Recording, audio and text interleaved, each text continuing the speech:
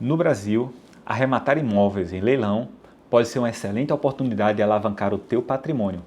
Mas será que esse procedimento é verdadeiramente seguro? Quais são os riscos e ciladas que este procedimento reserva? Eu sou Anderson Bruno, o teu advogado imobiliário, e hoje o nosso bate-papo é sobre leilão, riscos e oportunidades. No leilão judicial, nós temos a figura de um credor, exequente, requerendo ao juiz que faça a penhora e posteriormente levada de um bem do devedor para a asta pública para ser vendido e ele ter a satisfação do seu crédito.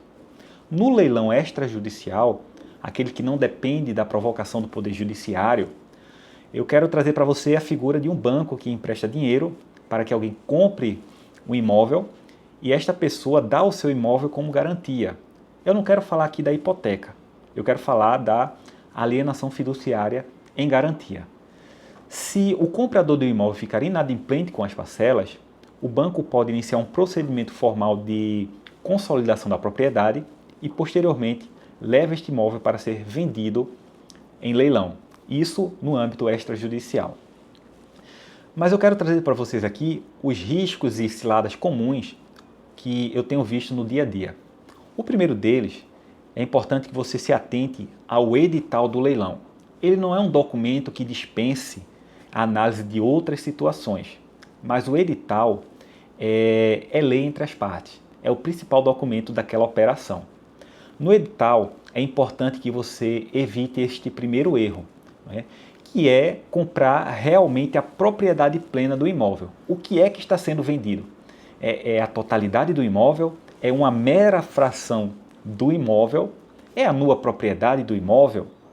Então você precisa ficar atento a este tipo de situação. Eu já vi casos onde a pessoa arrematou o imóvel, estava por um preço muito abaixo e ela não se atentou que estava comprando, na verdade, a fração ideal de 50% daquele imóvel. Um outro erro muito comum é não saber o que está comprando. Se você estiver comprando, por exemplo, a nua propriedade de um imóvel, certo? É importante que você saiba que os direitos de usufruto daquele imóvel estão com outra pessoa e você não vai poder possuir aquele imóvel até aquele usufruto ser extinto, quer seja voluntariamente, quer seja por algum outro fator previsto em lei, como falecimento, descumprimento dos deveres, enfim, muito cuidado com isso. Em terceiro lugar, é importante que você se atente aos débitos que gravam aquele imóvel. Eu já vi situações onde o edital do leilão mencionava que o imóvel tinha 20 mil reais de débitos condominiais, 20 mil reais de débitos de IPTU e o arrematante ia ficar responsável pelo pagamento. Até aí, tudo bem. Acontece que, fazendo uma análise mais profunda, eu identifiquei débitos condominiais que não estavam dentro daquele edital do leilão, certo? O credor não tomou as cautelas necessárias e os débitos condominiais existentes eram em torno de 150 mil reais. E eu te pergunto, quem é o responsável nessa situação?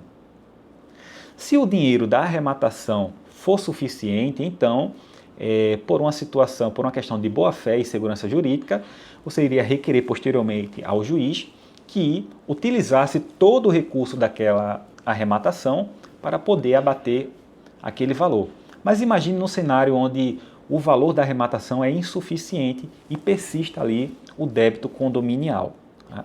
Neste sentido, o débito condominial é de natureza pró-terrem, ele grava coisa independente do proprietário. Tá? Então, se o valor da arrematação for inferior ao necessário para pagar os débitos, você pode vir a ser o responsável por aquele valor remanescente, ou até mesmo o imóvel que pode ser levado novamente a leilão, né, para poder quitar aqueles débitos. Né? Então é muito importante que você se atente a isso, independente da posição majoritária dos tribunais superiores, que mudam com uma certa constância. Tá? Em quarto lugar, eu entendo que é muito importante você entender qual a natureza jurídica daquele débito que deu origem àquele leilão. Por exemplo, existem bens de família, né? Um apartamento que é utilizado para residência daquela família, ela não tem outra, usa para residência daquele núcleo familiar, ele goza de, vamos dizer assim, impenhorabilidade em certas naturezas de débitos, né? Por exemplo, uma dívida que não seja uma exceção à regra da impenhorabilidade, é uma dívida obrigacional, uma dívida entre duas pessoas, por exemplo, ela não tem força para afastar a impenhorabilidade. Mas uma dívida condominial, mas uma dívida do próprio imóvel como um financiamento, mas uma dívida do próprio imóvel como um IPTU, tem força suficiente para afastar a regra da impenhorabilidade. Por que é que eu estou te dizendo isso? Eu já participei de leilões onde o processo estava em segredo de justiça em outro estado. Eu solicitei a minha habilitação com antecedência, não foi autorizada a tempo a minha habilitação nos autos para eu ter acesso e identificar a natureza do débito. Eu solicitei a cópia integral ao leiloeiro, ele não conseguiu me fornecer a cópia integral e depois foi que eu fiquei sabendo que aquela dívida era uma dívida de banco, ou seja, não tinha nada a ver com o imóvel. O dono do imóvel, do apartamento, fez um débito, certo, com o banco para outra finalidade e o banco estava executando e penhorou aquele imóvel. Observe, o bem de família legal, aquele protegido por lei, não tem nenhuma informação na matrícula do imóvel que ele é um bem de família. O bem de família convencional, aquele que as pessoas separam determinado patrimônio seu para constituir um bem de família, de fato precisa constar essa informação na matrícula do imóvel. Mas no caso que estamos tratando aqui agora, não tinha essa informação e eu consegui entender que aquele ali era um bem de família porque há mais de 10 anos, em processos judiciais, aquele proprietário sempre mencionou que aquele imóvel era utilizado como residência e domicílio pessoal e de sua família. Então, por isso, eu solicitei a minha exclusão do leilão e eu não fui multado, né? Porque quando você desiste, depois que você arremata, você pode sofrer uma multa, né, referente ao valor da comissão leiloeiro, dentre outros pontos. Eu justifiquei que não houve a devida publicidade e as devidas informações no edital e com isso aquele leilão posteriormente ele foi anulado. Houve o reconhecimento de que era um bem de família, tá? Um outro ponto que é fundamental é que você analise onde é que está hospedada aquela informação sobre aquele leilão, né? É no site de um leiloeiro? É no site de um grupo que anuncia diversos leilões ao redor do Brasil? Para verificar se aquele tipo de leilão não é golpe, o primeiro passo é pegar o nome do leiloeiro e pesquisar na junta comercial do seu estado se aquele leiloeiro está cadastrado e com o cadastro ativo. Tá? Segundo lugar, nunca faça pagamento antecipado. Não existe esse tipo de pagamento antecipado. Você vai fazer o pagamento na justiça, geralmente o edital do leilão vai dizer que 2 dias após, 1 dia após a arrematação, você vai poder fazer o depósito numa conta judicial. No extrajudicial, geralmente quando é um banco que está fazendo aquele tipo de procedimento, você vai depositar o valor numa conta do banco, mas isso é após a arrematação, após você conferir todas as regras naquele edital, perfeito? No leilão judicial, você vai pegar o auto de arrematação e vai levá-lo para fins de registro, vai pagar o ITBI e vai fazer o registro no cartório de imóveis. Por isso que é importante você consultar se tanto no edital do leilão como na matrícula daquele imóvel, as informações elas estão batendo. Proprietários, estado civil, quantidade de proprietários, imóvel, descrição. Por quê? Uma arrematação de um imóvel, seja judicial ou extrajudicial, não tem força para regularizar uma situação insanável na matrícula do imóvel. Então imagine que foram penhorados aí os direitos possessórios de um imóvel com suas benfeitorias. Imagine uma casa que não tem matrícula, que é irregular, mas existe. Então os direitos sobre esse imóvel foram penhorados na justiça e foram levados para leilão e foi arrematado. Mesmo que o juiz expeça a carta de arrematação, o auto de arrematação, você não consegue registrar. Por quê? porque aquele imóvel ele é irregular. Então você posteriormente vai ter que fazer uma uso capião e esse documento vai servir para isso. Mas preste muita atenção para não ter dor de cabeça e surpresa com futura regularização daquele imóvel. Tá? No extrajudicial, no leilão extrajudicial, nós temos a figura, após a arrematação, da ata. Vai ser lavrada uma ata no cartório de notas, certo? Falando sobre o que aconteceu naquele leilão, e ela vai formar um título hábil para você levar para registrar no cartório de imóveis. Então, muita atenção a esses detalhes. Então, analisou o edital do leilão, analisou a idoneidade do leiloeiro, perfeito.